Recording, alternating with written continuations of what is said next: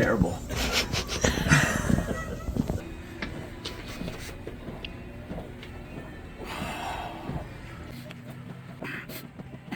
Oh gosh, okay. So I feel that a lot in my triceps, but also way more in my chest than standard.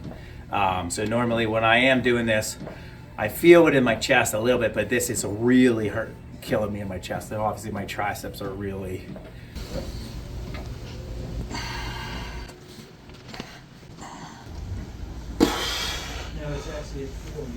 Oh man. So that's like half the weight that I would normally work out with, and it definitely feels hard, and I feel a lot in my chest. So it's hard.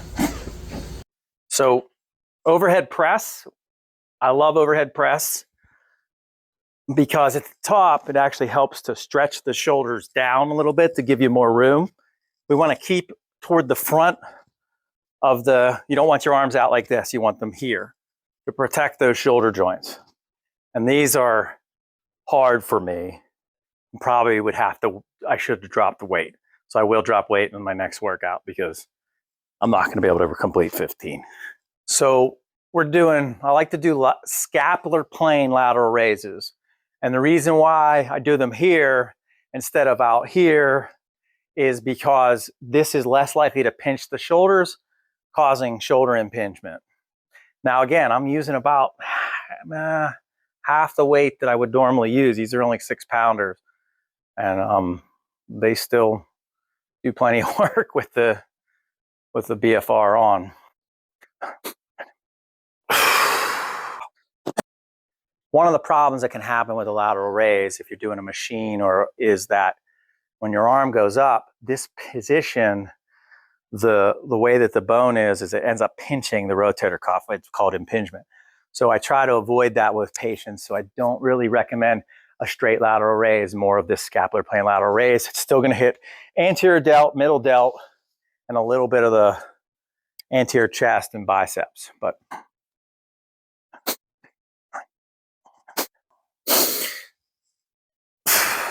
so rear delt raises to hit the posterior delt and some of the scapular muscles.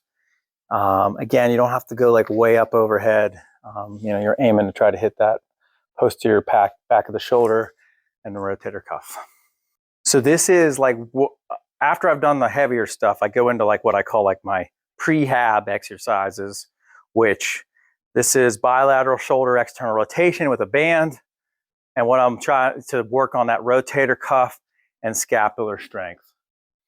And again, I've dropped the resistance some because of the BFR bands, and definitely feeling this is significantly harder. And this, again, this is my first time doing this with BFR.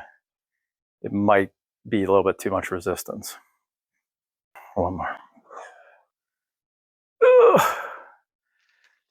So in general, a good rule of thumb when you're lifting is to do your heaviest exercises first when you're the least fatigued.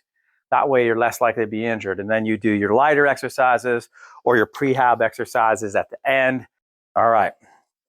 These are like, I call them W raises. So my hands are outside of my elbows. And this is working on my shoulder blade muscles, the rotator cuff and the serratus anterior. These are hard. And you want to try to keep your elbows out inside of your wrists. These are killers. And you'll feel this in the back of the shoulder for sure. So these are the last of my prehab exercises. Again, something that everyone should be doing is those last 2 exercises on shoulder day to keep your shoulders healthy. So when you guys look at the comparisons for like basically the first 2 weeks, there was not much change, which we wouldn't expect, but except for in the thighs, there was, roughly almost a 2 centimeter improvement in the left thigh compared to previous. The right thigh went up by about 1.5 centimeters. That's pretty good.